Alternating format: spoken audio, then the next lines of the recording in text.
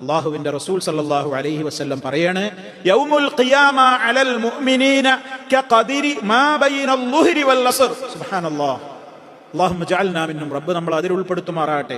നോക്കൂ നിങ്ങൾ, യൗമുൽ ഖിയാമ, ഖിയാമത്ത് നാള്, അലൽ മുഅ്മിനീന, സത്യവിശ്വാസികൾക്ക്, കഖദിരി, അളവ് പോലെയേ തോന്നുകയുള്ളൂ, മാ ബൈനൽ ളുഹ്രി വൽ അസ്രി, ഒരു ളുഹറിന്റെ അസറിന്റെ അടക്കമുള്ള ഒരു സമയം പോലെ. ചില റിപ്പോർട്ട് ഒരു നേരത്തെ നിസ്കാരം പോലെയെന്ന്, അത്ര ലളിതമായിട്ട് അനുഭവപ്പെടും.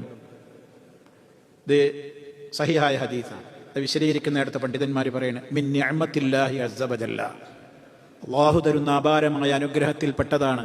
ആർക്ക്? അവിടെ ശ്രദ്ധിച്ചോളണം, അവിടെ ശ്രദ്ധിച്ചോളണം. അതാ നമ്മൾ പഠിക്കേണ്ടത്.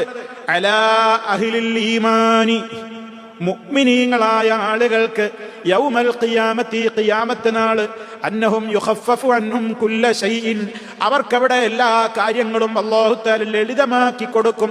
ഹത്തൽ ഇന്തിളാർ ഫീ അർളിൽ മഹ്ശരി, മഹ്ശറിലാ നിർത്തും പോലും അവരെ സംബന്ധിച്ചിടത്തോളം അതൊരു പ്രയാസമില്ലാത്തതാക്കി അല്ലാഹു തആല അവർക്ക് മാറ്റുന്നു. ഈമാനുള്ളവർക്ക് മാത്രമാണ്. അല്ലാഹു നമ്മെ അവരിൽ ഉൾപ്പെടുത്തുമാറാകട്ടെ.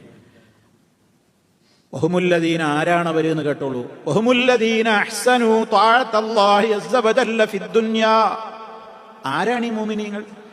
അവരെ അല്ലാഹു സുബ്ഹാനഹു വ തആല ദുനിയാവിൽ അവരോട് എപ്രകാരമാണോ റബ്ബിനെ വഴിപ്പെട്ട് ജീവിക്കേണ്ടത്, അപ്രകാരം വളരെ സൂക്ഷ്മതയോടെ ഏറ്റവും മെച്ചപ്പെട്ട നിലയ്ക്ക് ഇബാദത്ത് ചെയ്തുകൊണ്ട് ജീവിച്ചവർ മാത്രമാണ്.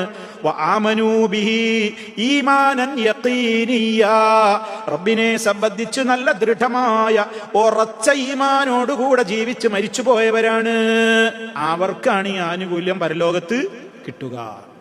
അള്ളാഹു നമ്മെ അതിൽ ഉൾപ്പെടുത്തുമാറാകട്ടെ.